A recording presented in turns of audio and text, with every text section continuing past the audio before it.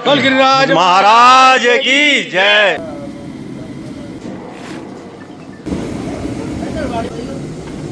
सभी को गोवर्धन की बहुत बहुत शुभकामनाएं। नई जो सब्जियां वो आती हैं और भगवान को समर्पित होती हैं। प्रसाद का वितरण होगा। ये सब यहाँ पूरे क्षेत्र के जितने भी लोग हैं सबके सहयोग से यहाँ पे सब कार्य होता है। शीतल छाया डायग्नोस्टिक पालम का सबसे बेहतर और एकमात्र ऐसा संस्थान जो उपलब्ध कराता है सुविधा। आपके घर पे एक्सरे, ईसीजी और सभी ब्लड टेस्ट आज ही संपर्क करें। शीतल छाया डायग्नोस्टिक या कॉल करें 82855000।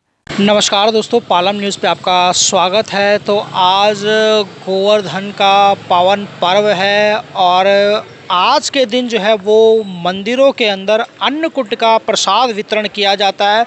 तो सारनगर पालम के अलग अलग मंदिरों में जो है वो अन्नकूट की तैयारियां चल रही हैं।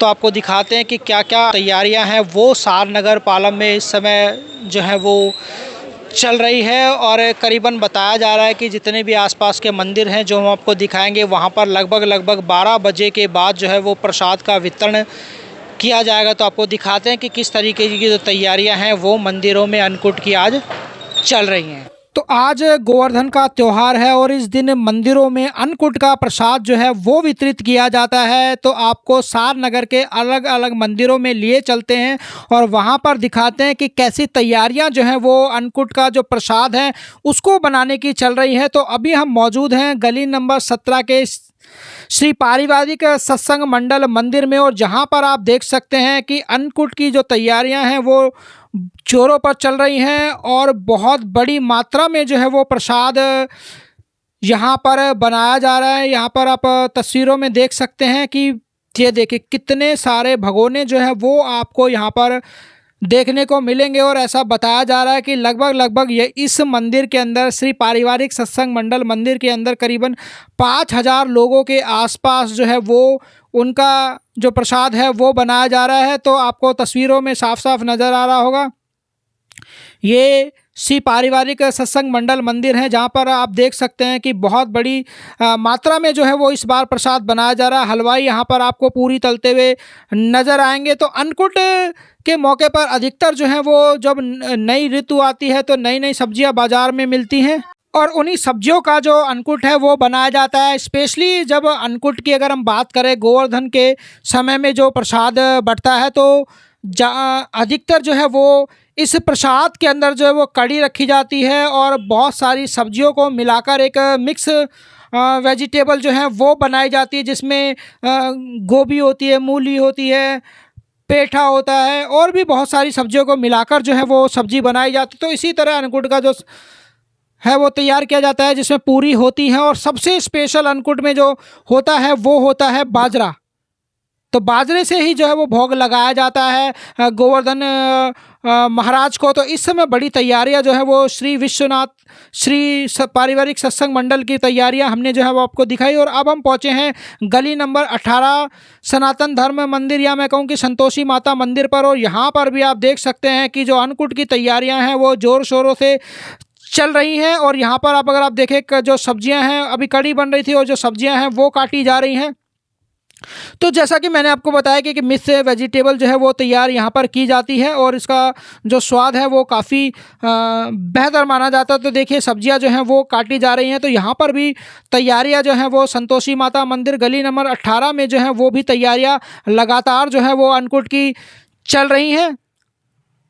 यहाँ पर आप देख सकते हैं कि ये सनातन धर्म मंदिर है तो कड़ी जो है वो यहाँ पर बनाई जा रही हैं। और अब हम पहुँचे हैं गली नंबर 17 के श्री विश्वनाथ मंदिर में और यहाँ पर भी अन्नकूट की जो तैयारियां हैं वो ज़ोर शोर से चलती हुई आपको नज़र आएगी। जैसा कि मैंने बताया कि प्रसाद में मुख्यतः कड़ी होती है, बाजरा होता है, मिक्स वेजिटेबल होती है और कई मंदिरों में जो है वो चावल भी बनाए जाते हैं। तो यहाँ पर भी आप देख सकते हैं कि कड़ी का प्रसाद बनाया जा रहा है और जो सब्जी हैं वो भी यहाँ पर बनती हुई आपको नज़र आएगी। तो गोवर्धन महाराज सबको जो है वो खुश रखे। ये परंपरा जो है वो गोवर्धन की कैसे शुरू हुई? तो एक बार ऐसा कहा जाता है कि इंद्र का प्रकोप जो है वो इतना ज़्यादा होगा कि उन्होंने बहुत तेज बारिश कर दी। भगवान कृष्ण ये चाहते थे कि प्रकृति की पूजा हो, लेकिन जब भगवान इंद्र की पूजा नहीं हुई तो इंद्र ने नाराज़ होकर इतनी तेज बारिश की कि बहुत तेज बारिश हुई और पूरे गांव को बचाने के लिए भगवान कृष्ण ने जो है वो अपनी तर्जनी के ऊपर पूरा गोवर्धन पर्वत जो है वो उठा लिया था इंद्र के प्रकोप से गांव वालों को बचाने के लिए, और तभी से जो है वो गोवर्धन की पूजा जो है वो शुरू हो गई। तो गोवर्धन पर्वत है और गोवर्धन की परिक्रमा जीव जो है वो करने के लिए लोग जाते हैं। तो अब आज ये परंपरा लगातार उसी समय से चली आ रही है और अब अन्नकूट का जो प्रसाद है वो हर मंदिर में वितरित किया जाता है। श्री विश्वनाथ मंदिर से राकेश दीक्षित जी हैं। राकेश जी, आज पावन त्यौहार है गोवर्धन का, और कैसी तैयारियां जो है वो अन्नकूट की चल रही है, और कब प्रसाद का जो वितरण है वो होने वाला है? आज अन्नकूट की तैयारी चल रही है। ये दिवाली के अगले दिन मनाया जाता पर्व है और बहुत ही सुंदर तरीके से यहाँ पर प्रसाद का वितरण होगा। आज 12:30 बजे, अभी 10:30 बजे से कीर्तन है श्याम बाबा का, और 12:30 बजे भोग लगेगा। उसके बाद प्रसाद का वितरण होगा। ये सब यहाँ पूरे क्षेत्र के जितने भी लोग हैं सबके सहयोग से यहाँ पे सब कार्य होता है और बहुत ही सुंदर तरीके से यहाँ प्रसाद का वितरण होता है। बोल गिरिराज महाराज की जय, बोल गिरिराज महाराज की जय। विनोद जी, आज जो है वो गोवर्धन का पावन पर्व है, कैसी मंदिर में तैयारियां जो है वो अन्नकूट की चल रही है, और कितने बजे प्रसाद का जो वितरण है वो होने वाला है? देखिए भैया, ये पूरी रात से अपना कार्यक्रम चलता है और सभी लोगों के सहयोग से चलता है। पूरी रात अपना पब्लिक की सेवा रहती है, अपने भगत लोग सेवा में लगे रहते हैं, और ये करीब 1 बजे से प्रोग्राम चालू कर देंगे प्रसाद का। सभी को गोवर्धन की बहुत बहुत शुभकामनाएं। पारिवारिक सत्संग मंडल मंदिर साधनगर पूरे समाज की ओर से, पूरे कॉलोनियों की ओर से, पूरी मंडली की ओर से गोवर्धन का तात्पर्य है, इसको अन्नकूट कहते हैं, जिसके अंदर नई ऋतु के साथ में बाजरा या नए जो सब्जियां वो आती हैं और भगवान को समर्पित होती हैं। अन्नकूट भगवान गोवर्धन जी महाराज, श्री भगवान कृष्ण जी महाराज को समर्पित की जाती हैं। उसी उपलक्ष्य के अंदर आज ये भंडारे का कार्यक्रम रखा गया है।